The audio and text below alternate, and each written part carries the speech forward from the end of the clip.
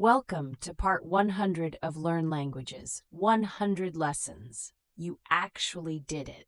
Take a moment to let that sink in. You showed up, lesson after lesson, and you learned. Let's look back at what you've covered.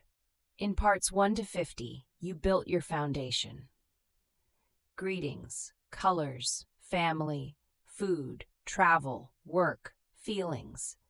You learned how to introduce yourself, order at a restaurant, and ask for help.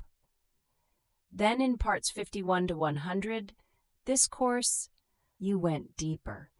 You learned phrasal verbs, modal verbs, conditionals, past continuous, present perfect, passive voice, reported speech, question tags, adjective order. You learned idioms, body parts, animals, and colors. You learned business English, meetings, negotiations, presentations. You learned to write emails, make appointments, and handle emergencies. You mastered pronunciation, stress, intonation, silent letters, tongue twisters. You explored British and American English, and you collected 50 of the most powerful phrases in the language.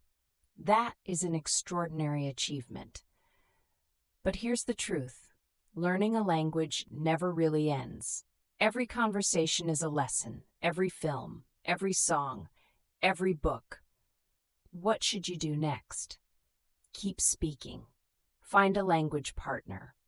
Watch English TV without subtitles. Read English news. Write in English every day. Join English-speaking communities online. The progress you've made is real, and it will keep growing. From everyone at Learn Languages, thank you for being here. You inspire us every single day. Keep going. The world speaks English, and now so do you. Subscribe to Learn Languages for a new lesson every week.